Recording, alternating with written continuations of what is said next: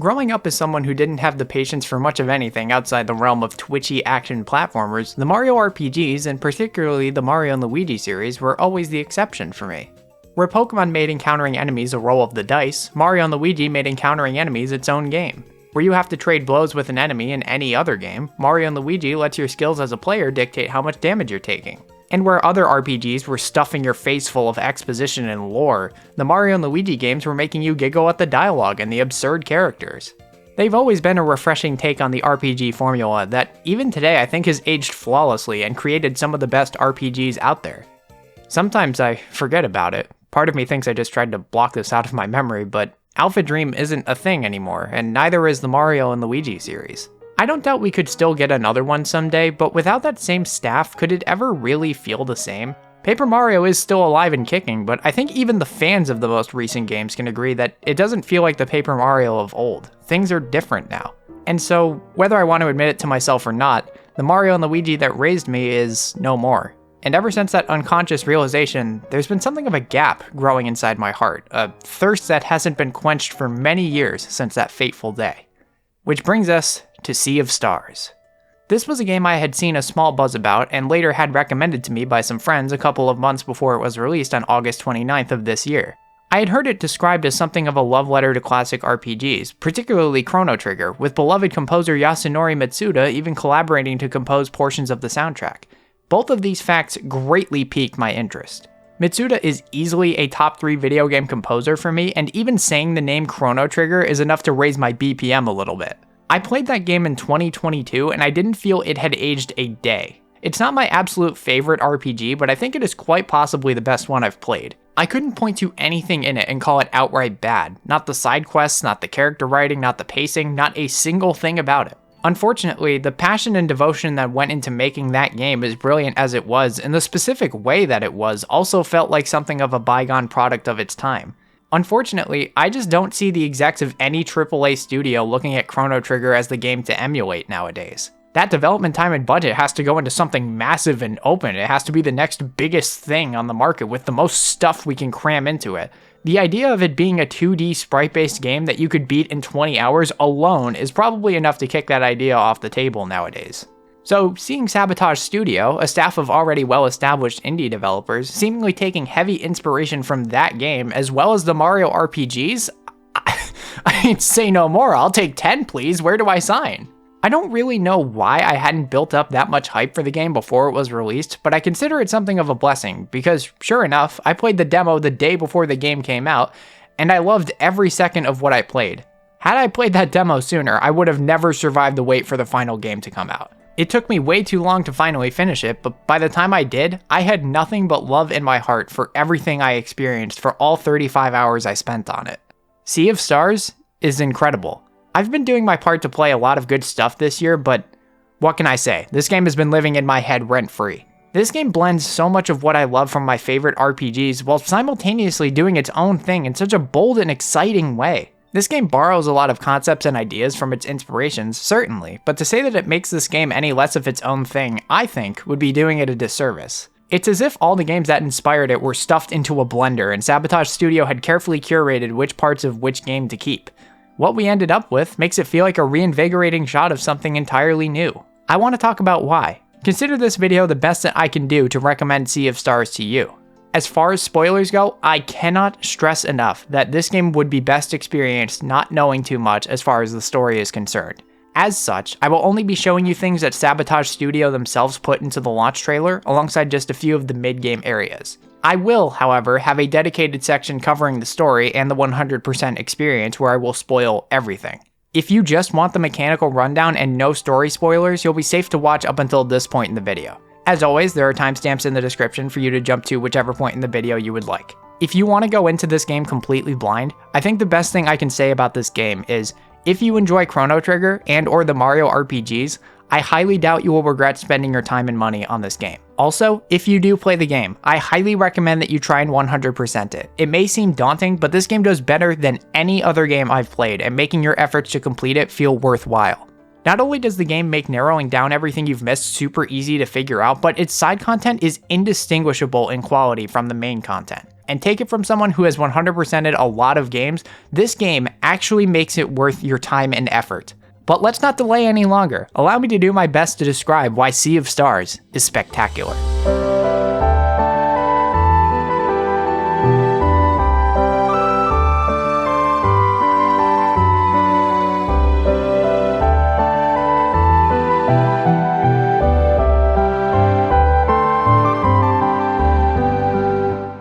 So, you know how even in the best RPGs, some of our favorite games of all time, right? The traversal of the overworld is pretty consistently the worst part, like, every time. Exploring and finding new things, taking in the atmosphere, and losing yourself in the world always ends up being some of the best parts. But how you end up moving around rarely ever serves as anything but a formality to create some downtime. It's like, best case scenario, the overworld stays out of your way and is fun to explore. Worst case scenario, it actively confuses the player and makes them lose motivation to find the way forward. Now, to some extent, downtime is important, but it's not fun, is it?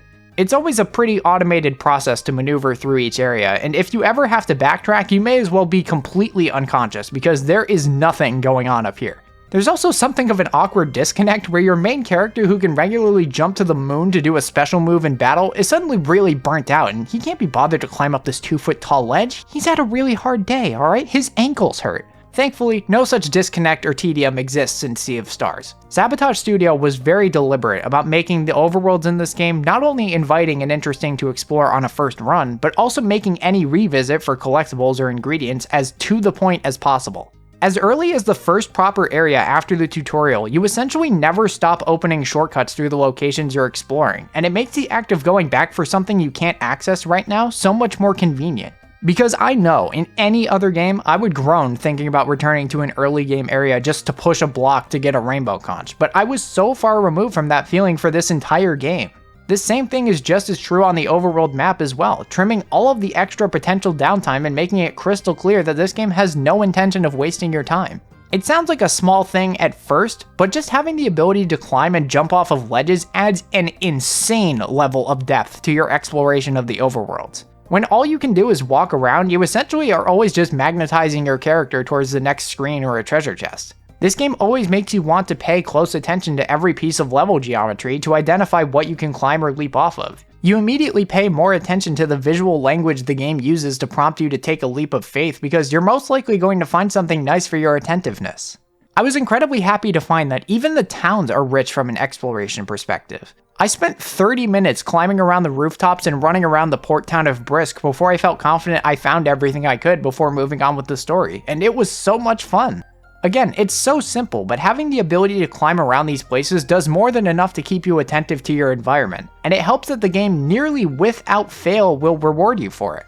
I didn't intend on going into this game with the goal of getting everything, but the feedback loop and consistency of the game's attention to detail just roped me in, and I just couldn't help myself. They always say the little things add up, and that may as well be the tagline that goes on the front of the game's box. You know how block pushing puzzles are definitively the worst puzzles in any game? Seriously, it's always this laborious and slow process where the hardest part about it is waiting for the game to catch on to the fact that you solved the puzzle in your head immediately. A majority of what challenge is being presented to you is your ability to wait. Seriously, it's always... Hold on, I'm just gonna push this block over here in 90 years when I finally get over there. In this game, it's bing, bam, boom, you're done. No wasted time and no fuss. Speaking of time, another thing I never would have expected to praise a game for is that this game has a contextual, in-universe justification for the ability to change the time of day. That's just one of those features in a game that's so nice to have that you never really pay any mind to the fact that the story most likely doesn't address that ability at all. You're casually traveling through the flow of time however you want to, and nobody else notices or cares, because why would you bother explaining that? It's just a convenient feature, you don't really have to explain it, and yet Sea of Stars is over here saying, no, hold up. This game using the sun and moon as a central concept then makes for a seamless way to give that ability context in the story as an ability that Solstice Warriors can use, and the other characters acknowledge it too. Completely unnecessary? Yeah, I guess so. The coolest thing you could do with such a staple mechanic? Yes! Even the fishing minigame is lightning fast compared to any other one you'll find. Genuinely, name a faster fishing minigame. I honestly don't think you can. There's no sitting there and waiting for a fish to poke at the lure and then reeling it in for a minute and a half. You can catch a fish in less than 5 seconds from casting your rod, and I'm not exaggerating. Less than 5 seconds. You can devastate an entire pond in about 3.5 minutes. And what about the atmosphere too? Fishing areas and everything else are pretty vibey and laid back. But in Sea of Stars, Grandpa's going nuts on the banjo and strumming like it's the last thing he'll ever play. But enough of this dumb stuff that doesn't matter at all. We need to talk about the grappling hook. Oh my god, put a grappling hook or hookshot into every video game, please, for the love of God. I wish I was kidding. You get a grapplu, as the game calls it, to use for puzzles, hidden secrets, and traversal in this game, and it is the root of some of the most fun I've ever had with a 2D RPG's movement mechanics. You not only use it to zip across chasms like a badass, but you can also initiate combat encounters from afar with it, and it never stops being satisfying to do. Just that small moment where you're airborne and letting the momentum carry you is just... oh boy, that's the stuff of dreams right there. It also helps that this game is a visual feast. I know people can only get so excited about pixel art RPGs in the indie landscape for so long, but I think this game's stylistic flourishes make you remember why it became such a default in the first place. I think Terry Bollinger, the creative director of the game, summarizes his team's approach to making games best by saying, it was just like, let's take that risk of just making the cliched like idea and see where we can take that. I think that's very applicable to a lot of different aspects of the game, but especially so for the game's art direction. The mixture of top-down and isometric perspectives not only helps the landscapes feel like they have the depth that they have, but lends each locale an additional level of detail you couldn't capture quite as well just by using the top-down standard. There's a certain illusion of 3D depth that makes everything feel better realized in this game's world. That and I have never seen a pixel art game use the lighting engine to the effect that this game does. The day and night cycle is the obvious example, but that faint glow around Valir and Zale when their Solstice Warrior abilities become more passively active never stop being fun to look at. I don't remember the last time a pixel art game like this made me stop and stare at something, but the skylines and environmental lighting in this game made me pause and reflect for a bit. In isolation, all of these things may seem superfluous and not all that impressive, but when all of them are taking hold at once, and when you begin noticing how many little improvements Sabotage Studio made to such a formulaic and stagnant aspect of this genre, it ends up making a gigantic difference. It's here where the Mario RPG influence on the game shines through for me. Jumping through the overworlds in those games was always so much fun and did so much to break up the pace of storytelling and enemy encounters. It had always been the best approach to the overworld I've seen in an RPG. No corridor felt the same, no puzzle too samey, and no enemy evasion ever stopped being fun to pull off. Sea of Stars not only took notes, but it started teaching the class on its own. The more I think about it, Sea of Stars probably has my favorite approach to overworld design in an RPG right now. The only thing I hold against it is that I think the Mario RPGs tend to flow a little bit better by comparison, but the puzzle-like exploration in this game is more than worthy of that trade-off, if you even want to call it that. This influence is no less prominent in the combat system. Similar to the Mario RPGs and Chrono Trigger, encounters and fights in this game feel like a dance, whereas other approaches to turn-based combat make you feel like you're taking an exam. Both approaches are valid and also fun, obviously, but it's so refreshing to return to that feeling that your timing and skill as a player can dictate whether or not you can take anybody you set your sights on. Some of the optional bosses this game has in store for you, at points, made me wonder if I would get level checked by one of them because I tried fighting them too early. I never had to worry about levels in this game. Not once. In fact, I feel like the game may as well hide what level your party is. You will never need to worry about it. The game won't pull its punches. I did game over a few times, but if you're in the thick of it with an enemy, you can come out on top. That is one of the best feelings to experience in any RPG, and I cannot express enough how grateful I am to Sabotage Studio for making me feel like a kid again. I have only ever experienced that sensation in the Mario and Luigi games, and feeling that again, oh man, I was like Anton Ego in Ratatouille. The game tries to tell you at the intro to just kind of let loose and not worry too much about blocking every hit, but there are absolutely some situations where you mistiming a block will be the difference between getting a game over or squeaking by. You just don't get that same feeling with any other series of games, but I'm happy to say that I am wrong. It turns out Sea of Stars is the new Mario and Luigi game that I didn't know I needed. The Moonring is the most addictively satisfying attack I have used in a long time. Immediately I thought of the Koopa Shell attack in Partners in Time, and like that game, you can keep a combo going for as long as you can time your deflections. The decision to make this one of your first combat skills was an actual work of genius, because holy wow, this thing never stops being fun to use. Killing a boss with it and being hit with that wave of gratification of what you just did, God, that takes me back, and that feeling never faded no matter how far I got into the game. But we don't just get the best of the Mario RPG combat systems, we also get the best of Chrono Trigger's combat system as well. Firstly, calling back to these cute little vignettes and scripted scenarios where you trigger an enemy encounter fills me with such glee. As I've argued before, making this a proper ambush and not some spontaneous defiance of time and space potently eliminates any hesitancy for me to partake in a basic enemy encounter. Just the fact that they animated and curated a specific arrangement of enemies makes it clear that someone had to sit down and design this, deliberately and meticulously. It was put here for a reason, and that makes it all the easier to trust that the developers know what's best for you going forward. What's more, we get to utilize Chrono Trigger's combo moves between all of your party members. As is the case with all the animations in this game, these always pack a punch and creatively blend these elaborate attacks together to ensure that you never rely on spamming the basic attack over and over again. I adore the mechanic where you build MP back up when using the default attack though, because it doesn't feel like you're doing it as a last resort. There's genuine strategic value in choosing to do a wimpy attack over one of your abilities. Not only do you build up MP, but you can also later use the hovering mana boosts to power up any of your attacks, which always makes you feel like you're about to turn some poor sap into dust. The simple ability to avoid using a consumable item to refill your MP is one of the best things that this game does, in my opinion.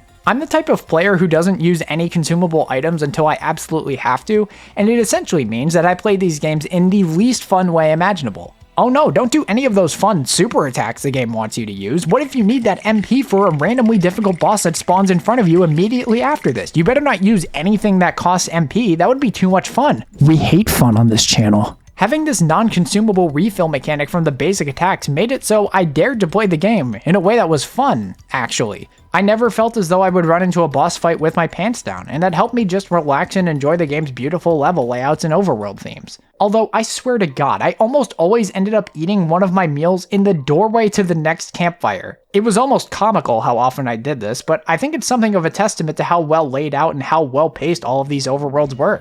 There's a very cyclical but satisfying loop through a battle where you'll never feel too comfortable or have enough MP to spam the big attacks over and over again, but you also never have to resort to mashing the attack button. The lock system is one of the best combat mechanics in any RPG I have played and is most responsible for this loop in my experience. I have never seen a better risk-reward mechanic that simultaneously gives you a moment-to-moment goal to shoot for to keep you engaged with something other than making the biggest damage numbers possible. It's another one of those hypnotically rewarding systems where you'll rack your brain trying to think of what sequence of attacks and combos will let you break an enemy's move, and when you get it to work, you'll be hit by an instant injection of dopamine. More games need to have something like this. It is a truly exceptional mechanic. Balancing these systems was clearly given a lot of care and attention. It helps Sea of Stars again feel like a true evolution of the games that inspired it. Then there's just the stuff that it lifts straight from its inspirations that just works, no matter how it's implemented. Timing attacks like in the Mario RPGs is truly one of the best mechanics for any RPG, and again,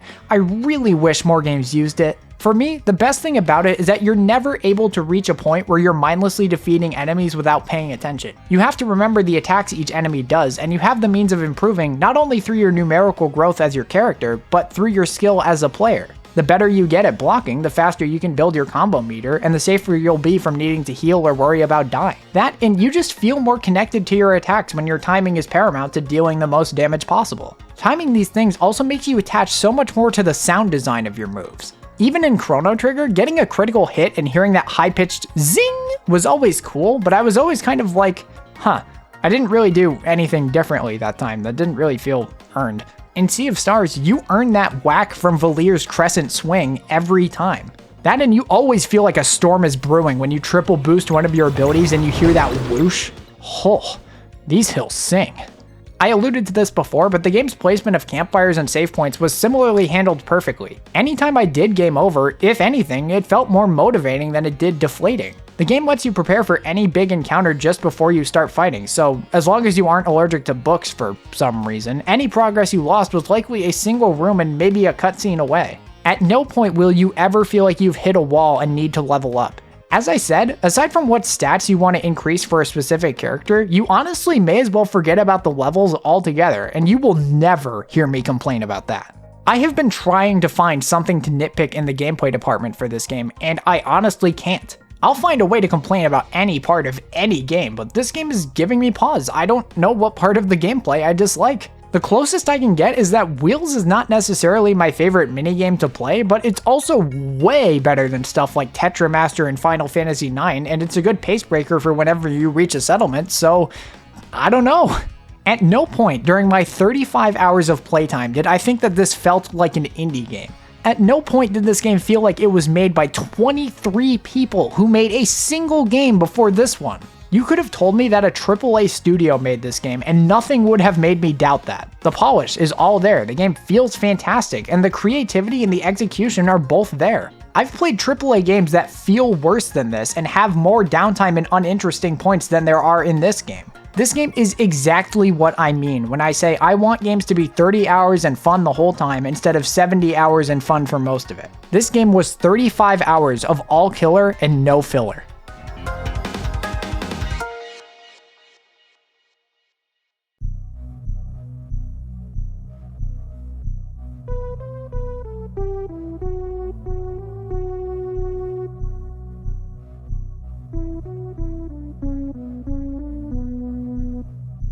Now, the area I'm most conflicted about with this game is its story. And I don't want to mince words, SeaOfStars has a great story. It is consistently entertaining and good at surprising you. I never had a good handle on where the game was going or how certain built-up scenarios would play out. I think the game has many particularly resonant emotional moments that hit exactly as hard as they needed to. Nevertheless, this is the part of the game I found myself enjoying the least out of everything else the game had going for it.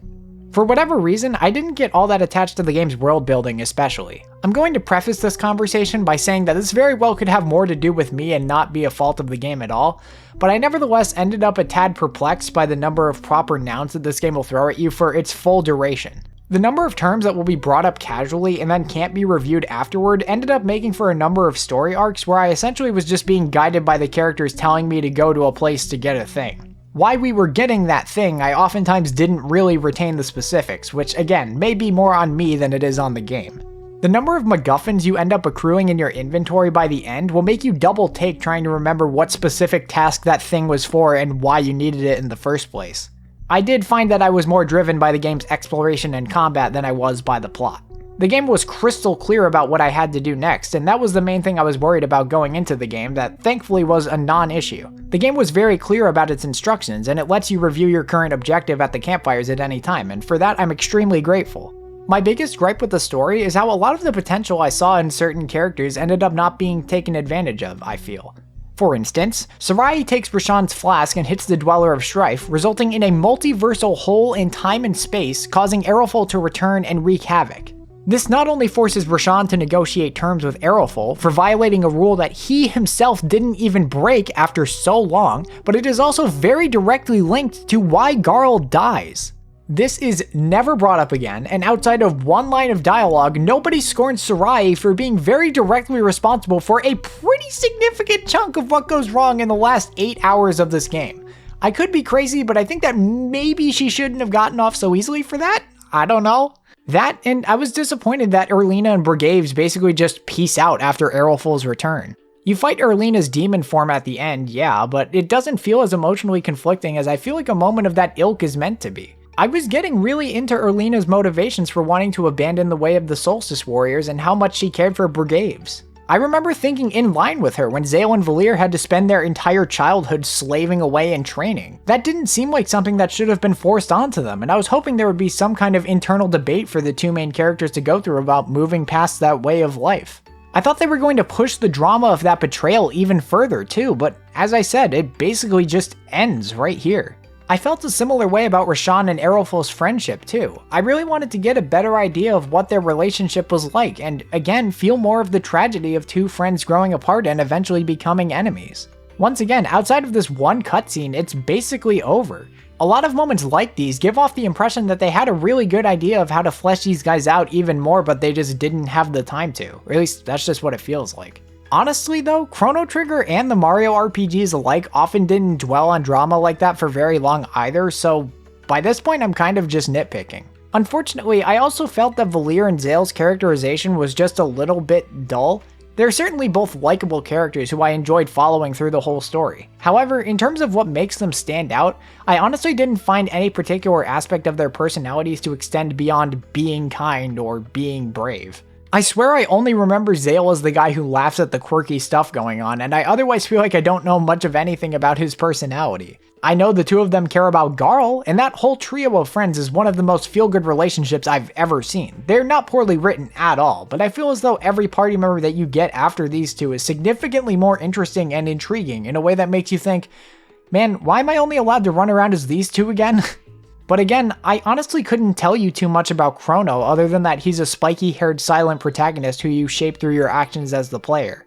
I guess the only reason it bothered me here is that it was the one area where I feel like this game wasn't evolving from its predecessors. Then again, I certainly felt more of a connection to Valir and Zale than I did Chrono, so again, by this point I think I'm just picking at straws here. Now, the upside to all of this is that Garl is one of my favorite characters I've run into in a while. From his reunion with Valir and Zale onward, I immediately gravitated to him as my favorite character in the game, and it feels very deliberate on the part of the developers to make you try to feel that way. He is such a uniquely wholesome, caring, selfless, and energetic presence from the very beginning, in spite of how many ways he ends up being wronged. For real, imagine that as a child, your best friends in the world are told that they're important people with an almighty purpose that requires you to be away from them for the majority of your childhood. You don't hear from them, you don't even see them for years, and the last time you did see each other, you didn't even hear them say goodbye to you. If you're a child, that's going to hurt you. Hell, I think that would hurt most adults too. This guy has absolutely no interest in dwelling on it though, because he is supernaturally loving and caring to anybody who isn't in some way assisting the Fleshmancer. It's such a compelling dynamic how the one party member with no kind of magic power is the one most willing to throw himself into harm's way to protect everyone else. What I find most respectable about his character is that Garl never doubts his place in the group or struggles with his self-worth. He honestly doesn't care that he can't use magic. He's just along for the ride and takes the time to enjoy his journey traveling with his best friends. Garl's heart is as big as he is, and so when the game did this in front of the Haunted Mansion, my heart stopped beating. If there's anybody in this group who deserves to be protected at all costs, Garl is the guy. Thank God nothing too bad happens to him though. God, it would be cruel and unusual to do that to such a wholesome and unassailable character. So, yeah. In a move you could see coming a mile away from the intro but desperately wanted to believe wouldn't happen, Garl throws himself between Errolful and the party and he dies soon after. I adore Chrono Trigger and its emotional beats work super well, but it never broke me. SeaOfStars did. I don't remember the last time a sprite-based game managed to get me to cry, but Garl's funeral broke me. The visual change-ups they made to the game's story presentation via these comic book-esque panels to show the funeral and every character's grieving process after the fact were incredibly effective, and Eric Brown's tear-shedding twist on Garl's theme... God, man. I don't have much of any valuable insight on it, but I just think it's worthy of appreciation how good the whole soundtrack is in this game. It's most apparent in this moment how talented Eric Brown, Vincent Jones, and Yasunori Mitsuda are. I may be a whiny little baby about some smaller aspects of the narrative, but the truth is, I won't forget about a moment like this when I think back on this game's story, and I think that's all that really matters at the end of the day. Thankfully, stuff just keeps getting better and better from there. Like a lot of the most memorable indie games, the visual presentation's conventions begin to strain and even shatter completely when you cross the Sea of Stars. After spending the whole journey outside on these sunny and diverse islands, traveling to Sarai's world and being greeted by a sky unlit by the sun or moon, it's quite the whiplash. Moreover, the reveal that Sarai and her people were turned into cyborgs by the Catalyst was a critically dark turn to make you face the gravity of Errolful's sadism. You get a much greater sense of urgency to stop the Fleshmancer from being in Sarai's world any longer. I'm going to level with you all in saying I do not know how to pronounce this character's name, but Psst is such a delightful surprise of a character that I am so glad I never saw prior to playing the game myself. He's such a creative concept for a character, and the way he's animated is just the cutest goddamn thing in the world. I thought that being able to play as the Archivist was the game's peak as far as surprising you with a new party member goes, but in comes this adorable pink soul in a glass exterior to prove that I will always find a way to be wrong. Again, when you think about how dark this story beat is, of Errolful's experiments being unable to die and helplessly watching as their world is destroyed, I mean, damn. I felt happy for Sarai and Bst once all was said and done, but the ending just felt like it was missing something. Then you have it damn near confirmed to you that there is, in fact, something more to get out of the ending. What truly made Sea of Stars for me, the thing that makes me consider this a new favorite game, is that the completion rewards are fucking fantastic. In fact, I think you'd be doing yourself more of a disservice to not complete the game. The rewards, both intrinsic and extrinsic, are better than that of any other game I've played before. It helps that I was driven from the very beginning to want to collect everything just because the game was fun from the very start, but the game also helps you narrow down what you need to get in what areas of the map. I don't understand why other games haven't done this, but I think that's why the completionist experience speaks to me so much in this game. Do you know how frustrating it is to have this intense desire to experience everything in a game that you're greatly enjoying, only to find that the developers basically never intended for someone to get everything? The pleasure of 100%ing a lot of games is far more intrinsically driven than it is extrinsically driven for me. It's like in the best case you unlock a cool final level that puts your skills to the test, in the worst case you get nothing but a list of things that you've gotten or achievements you've made, but no actual recognition from the game for going that extra mile to get everything. The thing is, once you flip that switch in your brain, it's hard to just blow past optional content because you feel like you're not experiencing the whole package. What if some of that side stuff is really fun? But that's the other thing. Hardly any developer would see a reason to change that because most people aren't deranged like I am about this. Most people don't need to see everything in a game, and that experience is no less valid, obviously. But it's frustrating to accept that essentially no game you'll play has been made with the expectation that you're gonna get everything. Sea of Stars is the only game I can name where I think completing everything is the uncontested best experience, no joke. For one thing, most of that optional content, especially the endgame stuff like the Solstice Shrines and the hidden bosses, they all felt like they could have been integrated into the main quest, and you'd never be able to distinguish a difference in quality. It helps that both the Shrine Islands and the Docarri shard puzzles had been bothering me for the entire game ever since I noticed them, and once you learn to fly, it's like this unmatchable euphoria that very few games manage to make you feel. Helping Duke Aventry / trying to figure out what the hell was in that coffin was another mystery that had been bothering me for the whole game ever since I found it, and finally getting to check that box off. It was like finding an oasis in a desert, dude. It was so good! The world map lets you know in a spoiler-free way where you're missing something, so you're not robbing yourself of that satisfaction of finding everything, but you're not left to surf the web looking for every single treasure chest location. Not only do all of these things grant you the best gear, resonant emotional story payoffs, lighthearted fourth wall poking, and personal achievement, but if you get everything, you get the best thing. The best thing I have experienced in a game in years. For one final time, in a manner very reminiscent of Chrono Trigger, you get the chance to undo Garl's death by way of using Bz's unbreakable body as a puppet, and then bringing Garl into your current timeline. I had been hopelessly crossing my fingers ever since that funeral that they would give you the chance to save him somehow, but I thought they never would have done it. The party member screen has the cargo characters take up the bottom right hand slot anyway, so I figured having 6 party members was never going to happen. I have never been happier to be wrong. The game broke me with Garl's death and broke me a second time with his resurrection. When they call this ending of the game the true ending, they call it that for a damn good reason. Any timeline without Garl being alive in the end is invalid. I refuse to hear any contrary opinions. And God, seeing Garl shit-talk Errolful was the single most satisfying exchange I've seen in a while. Laying into this asshole with Wentworth permanently glued just the biggest gigantic grin across my face. Plus, this feels so much more like a final boss than Irlina did. It takes so much longer, but it was one of those things where I wanted it to go on forever so I would never have a reason to stop playing. That is the damn good ending I was looking for. What a game, man. What a game. As if Sea of Stars hadn't ticked off so many boxes for me beforehand, this final stretch of side content and the completionist experience just made my heart feel full. Again, in most other games, especially RPGs, getting 100% almost always makes me sick of the game in question by the end. But it was just the opposite here.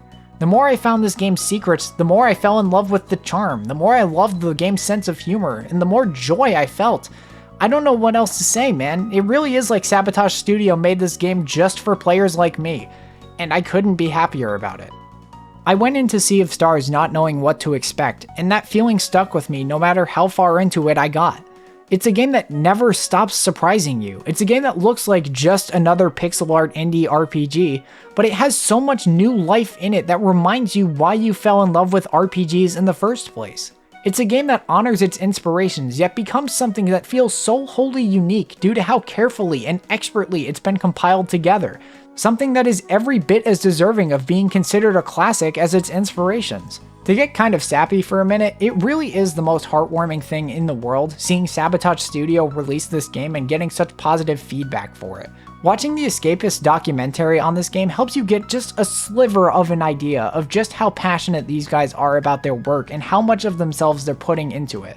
I've never wanted a game to succeed so badly before, but I hope this game and Sabotage Studio continue to receive their due recognition and admiration for all the hard work they put into making this delightful little game that left a massive emotional impact on me.